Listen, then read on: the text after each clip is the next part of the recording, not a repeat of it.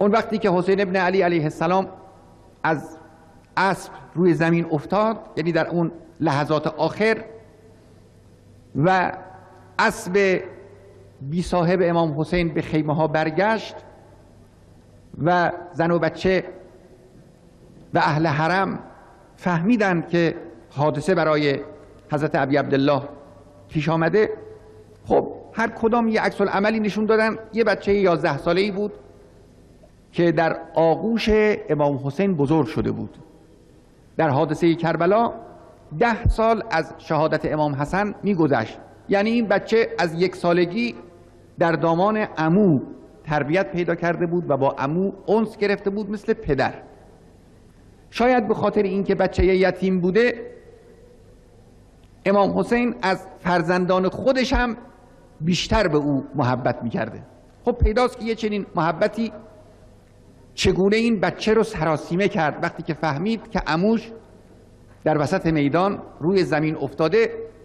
با شتاب آمد و رسید بالا سر ابی عبدالله، اونطوری که نقل کردن و نوشتن. هنگامی که این بچه رسید، یکی از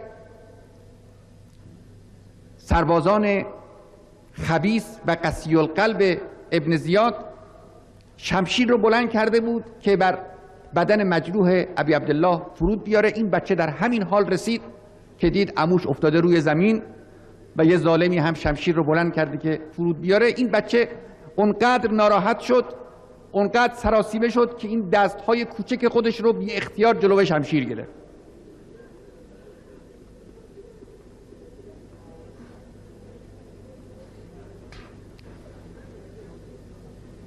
اما این کار موجب نشد که اون حیوان درنده شمشیر رو فرود نیاره. شمشیر رو فرود آورد، دست این بچه قطع شد.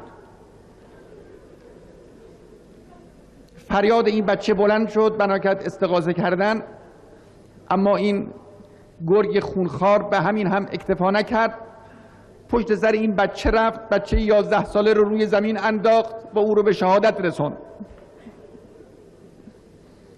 اینجا بود که امام حسین خیلی منقلب شد، کاری هم ازش بر نمیاد. در مقابل چشم او این عزیز دلش رو، این یتیم برادرش رو، این بچه 11 ساله رو دارن میکشند. این بود که اینجا دست به دعا برداشت و از ته دل این مردم رو نفرین کرد. صدا زد اللهم امسک عنهم قطر السما، خدایا باران رحمتت رو بر این مردم حرام کن.